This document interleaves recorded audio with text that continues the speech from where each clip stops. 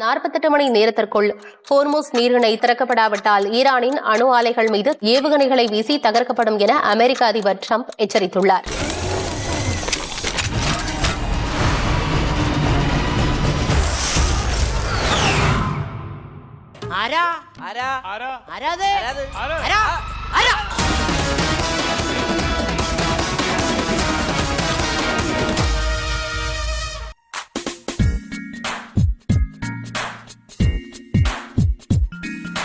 ஈரானின் மிக முக்கியமான நாட்டன்ஸ் யுரேனியம் செறிவூட்டும் மையத்தின் மீது அமெரிக்கா மற்றும் இஸ்ரேல் கூட்டு வான்வழி தாக்குதலை நடத்தியுள்ளன.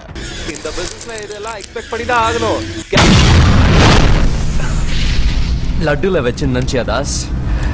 நட்டுல வச்ச வெக்கட்டும். ஈரான் தலைநகர் டெஹ்ரானில் ஏவுகணை தயாரிப்பு மையங்களை தாக்கி அழித்துள்ளதாக இஸ்ரேல் பாதுகாப்பு படை தெரிவித்துள்ளது. ஆண்டனி நம்ம பீப்பிள் வெல்ஃபேர் ட்ரஸ்டுக்கு பாம்பேக்கு பிளான் பண்ணிருக்கான். பண்ணட்டும். ஈரானின் நாட்டன்ஸ் அணுசக்தி நிலையம் மீதான அமெரிக்கா மற்றும் இஸ்ரேலின் தாக்குதலுக்கு ஈரான் இஸ்ரேலின் அணுசக்தி மையம் அமைந்துள்ள டைமோனா நகர் மீது தாக்குதல் நடத்தி பதிலடி கொடுத்துள்ளது.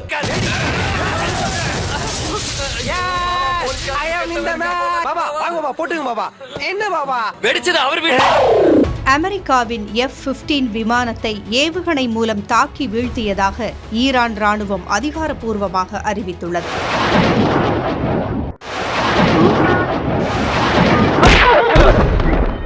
ஈரானின் அரசு நிறுவனங்களில் ஒன்றான ஃபார்ஸ் செய்தி நிறுவனம் F-15 விமானத்தை ஏவுகணை குறிவைத்து தாக்கும் வீடியோ ஒன்றையும் வெளியிட்டுள்ளது.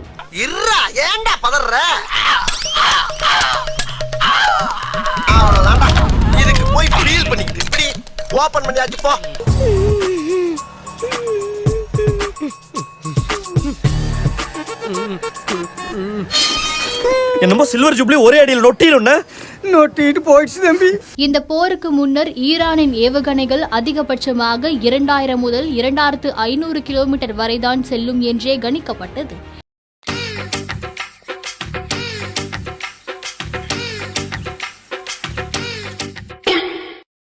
ஆனால் முதல் முறையாக ஈரான் 2000 கிலோமீட்டர்களை தாண்டி 4000 கிலோமீட்டர் தொலைவு உடைய இலக்குகளை நோக்கி தனது ஏவுகணைகளை ஏவி உலகையே அதிர்ச்சிக்குள்ளாக்கியுள்ளது.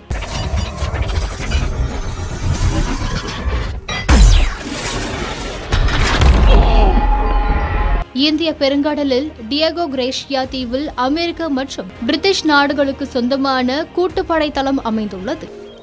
இந்திய பெருங்கடலில் எங்கேயோ ஒரு இடத்தில்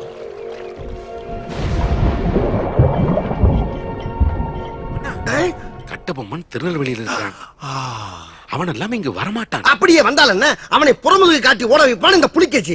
மிகவும் தொலைவில் இருப்பதால் இந்த தளத்தை ஈரானில் தாக்க முடியாது என்று கருதப்பட்ட நிலையில் அங்கிருந்துதான் அமெரிக்காவின் B-2 ரக குண்டுவீச்சு விமானங்கள் ஈரான் மீது தாக்குதல் நடத்தி வந்தன.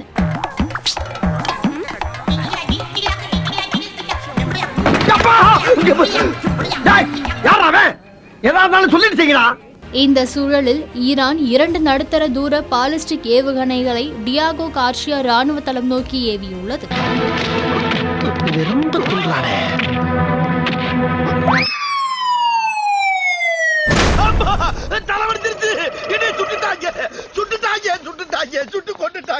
இந்த தாக்குதலால் அந்த படைத்தளத்திற்கு பாதிப்பு எதுவும் ஏற்படவில்லை என்றாலும் 4000 கிலோமீட்டர் தொலைவு உடைய இலக்கை கூட ஈரானால் தாக்க முடியும் என்பது உலக அளவில் முக்கியத்துவம் வாய்ந்ததாக மாறியுள்ளது.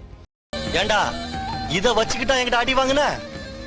ஒரு கோபத்துல எடுத்து போட்டிருந்தேன்னா தோணுச்சு.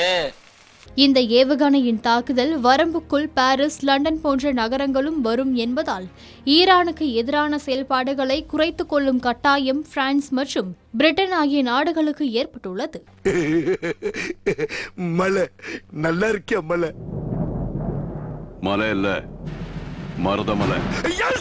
இது வச்சவன பாருங்க. நீங்களே பயப்படுறீங்களா? முஸ்டார் நடிக்கிறேன். சூப்பர். கடவுள் ஸ்கெட்ச் மிஸ் ஆயிடுச்சு. நான் தான் அப்பவே சொன்னேன். ஜூஸ் குஷ்டி தம்ப அடிறனே. உன்னால்தான். அடா வெக்கமான உங்களுக்கு. போட்டு போயில இரும்ப சாடி திருங்கடா. Ready the armada. We will use the old ways. இந்த தருணத்திலிருந்து அடுத்த 48 மணி நேரத்திற்குள் எவ்வித அச்சுறுத்தலும் இன்றி ஹார்முஸ் ஜலசந்தியை ஈரான் முழுமையாக திறக்க வேண்டும் என்று கெடு விடுத்துள்ளார். இன்னும் 24 மணி நேரம் டைம் தரேன். செஞ்ச தப்புக்களை சரி பண்ணிக்கங்க.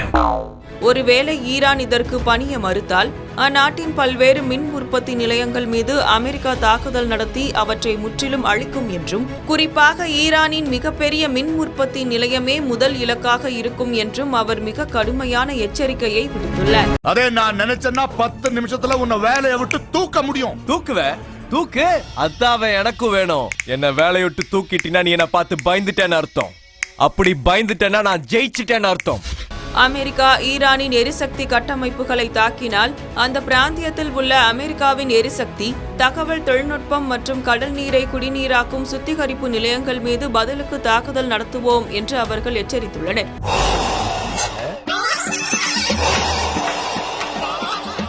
கட்டையில் தானே சண்டை, எது கட்டிடுவீங்க? இந்தாங்க கட்டா. அவன் பெரிய வில்லங்க பிடிச்சவனா இருப்பா போல இருக்கு பாவா. ஏன்னு சொல்லி பீய வெடிச்சிட்டா. கஞ்சா குடல் காரி பாவா.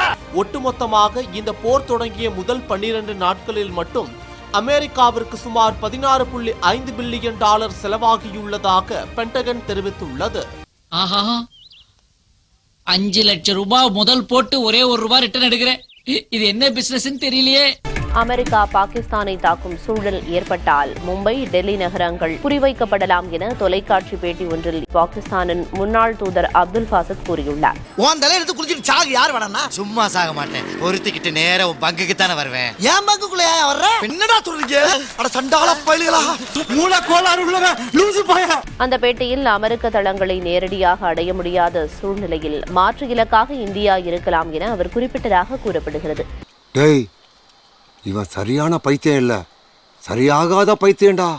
ஈரான் கச்சா எண்ணெய்க்கு விதித்திருந்த தடையை அமெரிக்கா தற்காலிகமாக நீக்கியுள்ளது. இதன் மூலம் கடற்பரப்பில் நிற்கும் கப்பல்களில் உள்ள ஈரானின் 14 கோடி பீப்பாய் கச்சா எண்ணெய் உலக சந்தைக்கு செல்லும் நிலை ஏற்பட்டுள்ளது.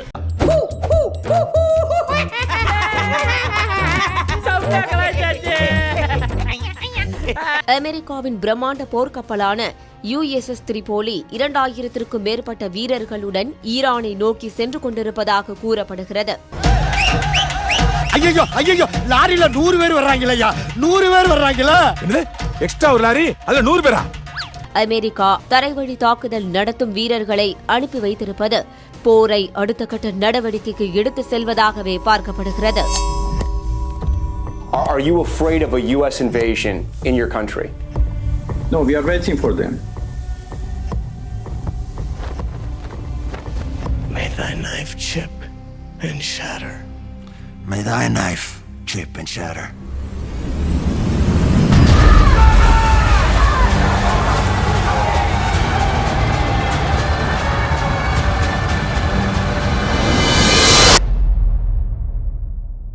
அண்ணே பயமா இருக்குண்ணே.